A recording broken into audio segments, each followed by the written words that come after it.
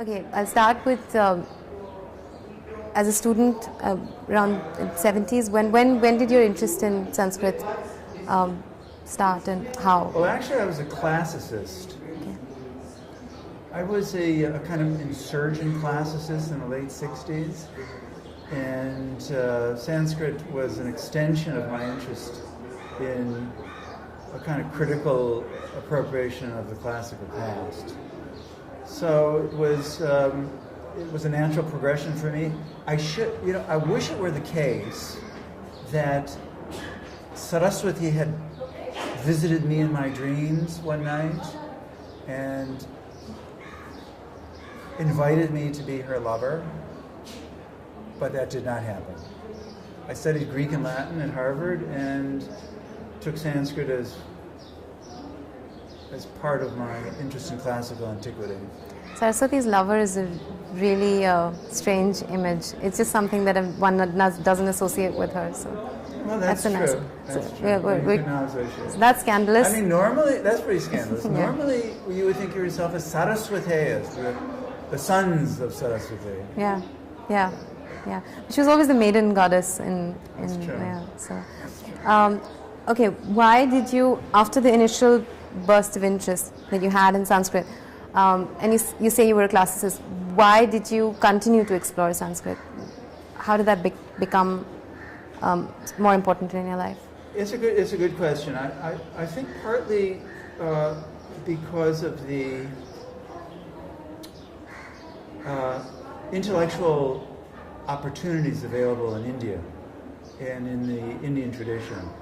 I mean, classical antiquity, it's not that classical antiquity had been mined down to the last nugget. Classical antiquity, I mean Western classical antiquity. But I began to see that there were opportunities for invention and discovery in India that, at least for me, were absolutely new, that there was scope for work that was entirely unprecedented in India. And then as I became older, I began to understand how much more intense the politics of knowledge in India are than they have been in classical studies in the West. And of course, after in a sense, after 1992, with the attack on Babri Masjid and the consolidation of Hindutva politics in particularly North India, the political obligations or opportunities as well as obligations of classicists in India became very compelling in a way that you can't imagine happening in classical Latin. I mean, nobody organizes political parties around Virgil's Aeneid in Rome the way the BJP and the Raj organized a kind of mobilized around this epic figure. It raises, shall we say, in the Chinese sense, interesting questions. Yes. That was actually one of my questions, that the ancient Hindu epics and literature has been a site of much political manipulation in India, very unique to the Indian political setting. Yes. What can the study of Sanskrit, how can that sort of help ease those tensions maybe, or contribute to a better understanding of how much of it is open to manipulation and how it is being manipulated? It's a key question that I've asked myself for many, many years, and I don't think it has a simple answer. When I was traveling through India around 1990, I was headed to a conference on the Ramayana in Hyderabad, and I was traveling actually the path of Alauddin of Malik Kafur, the great general of Alauddin. It's his path through Devagiri, through the Deccan, all the way to Kakatiya country in Andhra. And I was thinking about the discourses about others in contemporary India and the history of discourses about others in the past.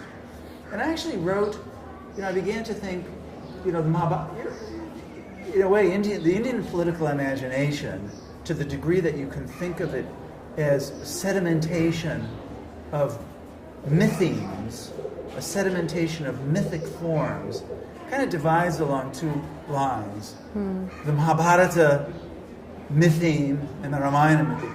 The Mahabharata mytheme, a really dangerous mythic formation, is where the political other is your brother. It's a sort of an epic of brothering. And where the political is, the problem of the political is constituted within the family, so that war becomes civil war. I mean, the Mahabharata is the most dangerous political story, I think, in the world, because it is this deep meditation on the fratricide of civil war. Now, the Ramayana is the other sedimentation of the mythic, is a story of othering, and the political is displaced, or rather the struggle for the political is displaced on the other. And of course the other in the Ramayana is this strange Rakshasa. Who are these Rakshasa people? They're inversions of us, but they're outside, they're outsiders. And so I began to think that the Ramayana had become a language of other, that the Ramayana was a language of othering, and if somehow you could, I won't say unmasked, because it's a language. It's a language of false consciousness that I used to believe in, but I don't anymore. But if you could understand the language of othering, you would perhaps learn to neutralize its power.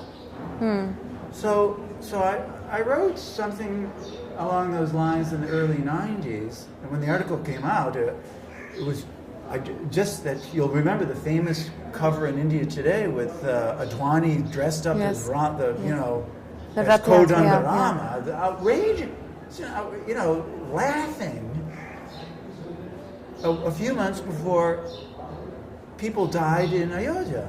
So I'm not saying I was prescient, I'm just saying that I began to understand precisely the thrust of your question was not just the sense being that there are obligations, that those who care, for whom the care of the past is part of their life, there are obligations they have to address these questions. Also, the thing that you said about the Ramayana and the Mahabharata, that the broad stroke, the broad stroke is the sense of otherness, this good versus evil, this definition of what is evil. Right. But when you actually read into the text, the minor stories, the subplots, they present a much more nuanced understanding of the philosophy of politics. I mean, there's a whole lot of other stuff going on in the Ramayana, which can be interpreted very differently from what an Advani would say the message of the Ramayana is. And there are many Ramayanas. I mean, it's a phrase that too, that's of kind course. of tired down. Yeah. Paula Richmond invented it, a wonderful scholar in the United States, did several books demonstrating and of course not she alone, a number of scholars in India and elsewhere have talked about the complexity and multiplicity of a Ramayana tradition. And there are emancipatory Ramayanas, and there are contestatory Ramayanas.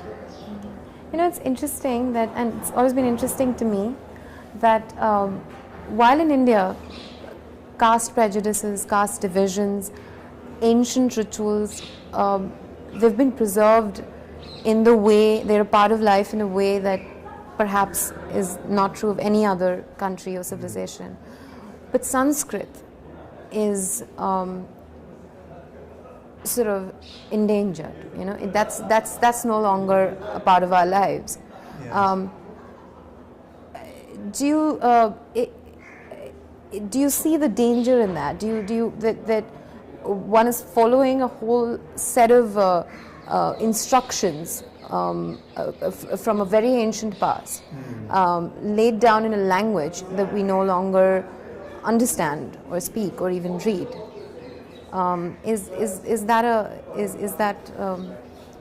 You ask good questions. I think the one perspective, good questions because they're complicated questions.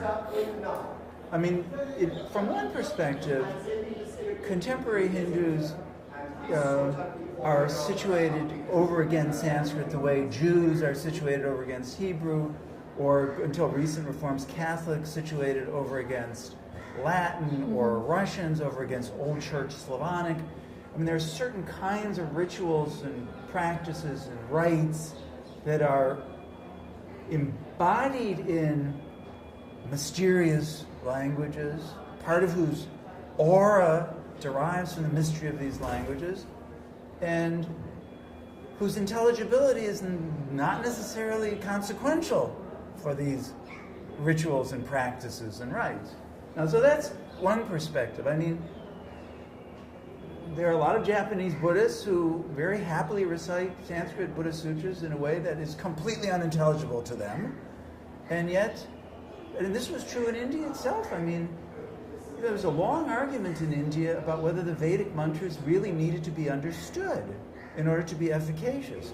Yes. So the unintelligibility, in a simple sense, of certain sorts of Sanskrit has been of concern or of interest to people in India for a very long time, and life has gone on very fine without it. But there's another dimension to the whole Sanskrit question. I mean, Sanskrit is not just about traditional practices or religious rites. I mean, Sanskrit was a language adopted by Buddhists. It was adopted by Jains. It's not a monopolized possession of a certain kind of narrow community. And it's not simply a language of religion. Sanskrit was a language for the expression of 2,000 years of some of the most sophisticated consciousness that the world has ever seen. So when we think about the endangerment, not just, I mean, of Sanskrit in particular, but also of all the other kinds of classical languages that I was talking about this morning, we're talking about the endangerment of our access to this extraordinary record of human achievement. That's what's important. Now, specifically with the case of Sanskrit, you know, I travel around India a lot. I just gave a lecture in Sanskrit in Sringeri. Sringeri in western Karnataka, the site of one of the great old mattas, the Sharada Peeth, and I met a lot of very fine young pundits in Sringeri, and we could have a very serious charcha about literary theory, about hermeneutics, about epistemology, about kavya. I mean, it was very engaged and lively. And you can have that discussion here in Jaipur.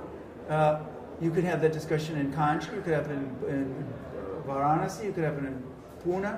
I mean, India is studded with places where there are people doing serious kinds of Sanskrit work. My concern about Sanskrit is really twofold. Ensuring that the enemies of history, that the anti-historians, that the people who want to pervert Sanskrit and turn it into something it never was, not be permitted to do that.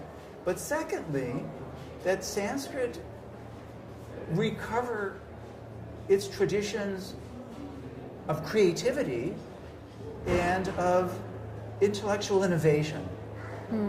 I mean, Sanskrit for 2,000 years it was about invention. It was about paksha and pratipaksha. It was about intellectual struggle. It was about Amartya's argumentative Indians. It was about new poetry. As Kalidasa said, Puranam ityeva na sadhu sarvam. Not everything that is good just because it's old. Yes. So, how do you... I'm not saying that Sanskrit should be... you know, this whole spoken Sanskrit movement fills me with a kind of nausea. I mean, the point is not to be able to go out in the streets of Bangalore and order a cup of chai in Sanskrit. The point is to establish serious, philologically grounded, historically sensitive, theoretically self-aware, reflexive scholarship on Sanskrit to make it into an instrument of the creative preservation of the past and the creative critique of the past. I mean, I'll just say one more word about it. I have, Benjamin's very famous line about every document of civilization is at the same time a document of barbarism.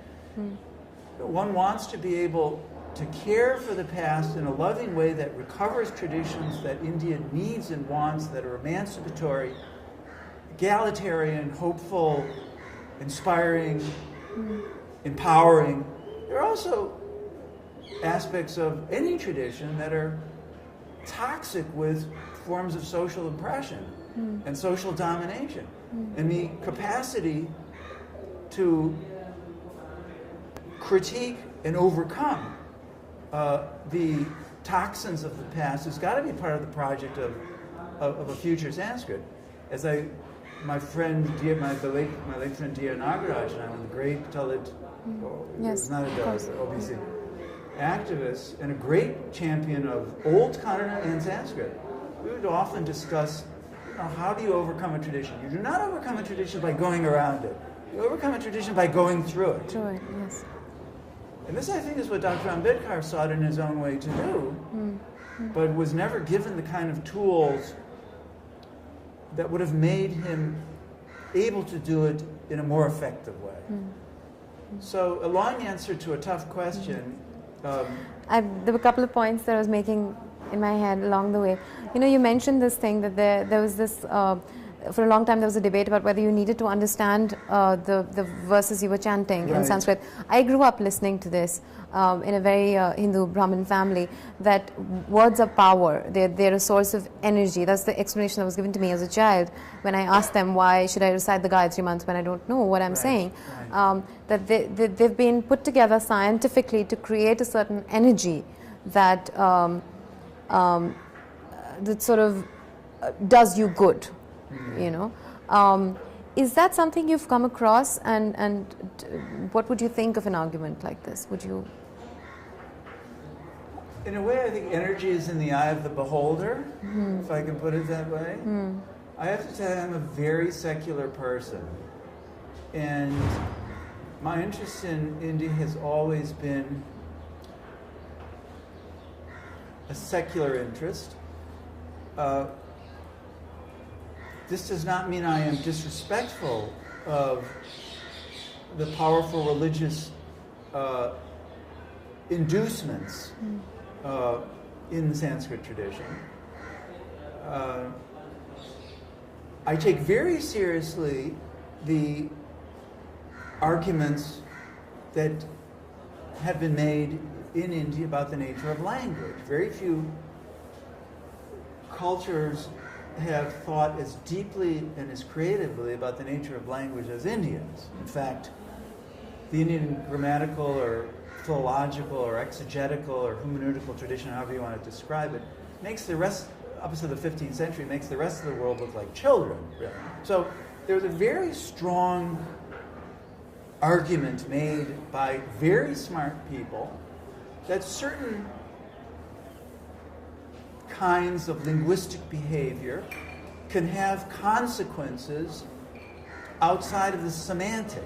Now, that's to say, and I'm saying in a much fancier way, what you just said, that language can produce events, can have consequences, how to do, in Austin's sense, how to do things with words, that you can do things with words without those words necessarily being understood. Now, people have made that argument. Smart people. I'm not in a position to adjudicate it. Sure. But I take Indian thinking very seriously, and I honor it for its intelligence and depth and coherence and longevity. But, let me just say this. I mean, people often want Sanskrit to prove something to them. They want to find in the Sanskrit text the cure for cancer. They want to find the recipe for cold fusion. They want to find Vimana Shastra, some aerodynamic theory available in the Vedic texts. This is not my approach to the study of classical antiquity. What I'm interested in is understanding the multiple ways in which people have learned to be human beings.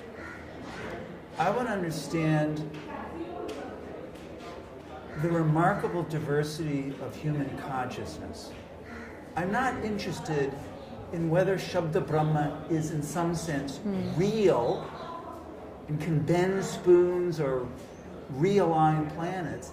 I'm interested in the fact that people have had those thoughts and that have taken them seriously. What is some of the most interesting stuff that you've read in Sanskrit which may not be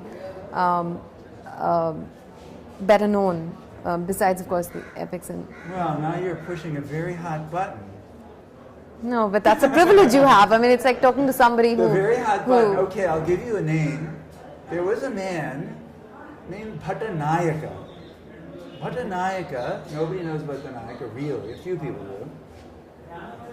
Bhattanayaka lived in Kashmir in 900 AD. Bhattanayaka wrote a book called The Mirror of the Heart, Hridaya Darpana. And this book was maybe the greatest work on aesthetics in the pre-modern world.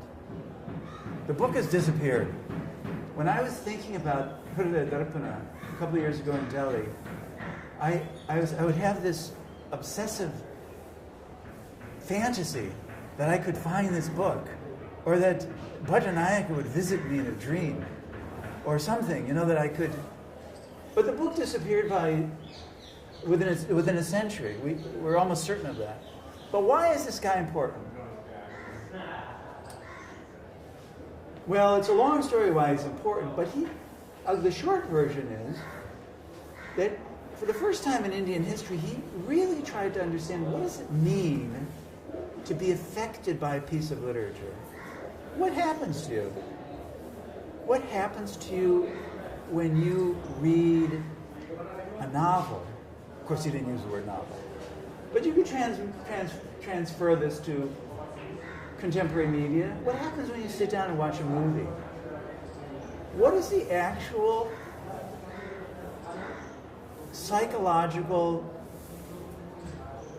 But he had a bigger argument, a very hugely sophisticated argument about what happens when you enter in. Let's put it this way: what is the reality of the fictive? How do real things happen through unreal means? Or what is the reality of that irreality of the literary text? This is what Bhattanayaka really wanted to understand. And what's left, we have the merest dust of this book. We have 12 verses, 3 prose passages, all of this material transmitted by his enemies. It was very difficult to infer the full beauty of the theory. But if there were one book, well, there are 2 books. But if one of the 2 books, if I could have from ancient India, if it could be given to me recovered from the past, it would be The Mirror of the Heart by Bhattanayaka. And what's the other book? Well, there was a very famous Buddhist philosopher. His name was Dharmakirti. Lived in the 7th century. Some people think he was maybe the greatest philosopher. Deepest. He's certainly the deepest logician. But you see, the interesting thing about India, unlike Europe, where Plato made the big distinction between logos and mythos. You had your philosophers who could really see the truth, and then you had your poets who lived in a world of shadows. Sure. And they didn't know what they were doing. They saw the world obscurely. In India, this is one of the great achievements of Indian civilization. The great philosophers were also the great poets. And Dharmakirti wrote poetry. And even mythology was always, in a sense, a tool to understand truth and reality, Yes, which sure. could not be in in another which, idiom, yes, the truth yes. of the truth of the mythic. Yes, But Dharmakirti's poetry, we only have 2 or 3, maybe a few more, but virtually all of it has disappeared. And I would love to have the complete poetical works of Dharmakirti.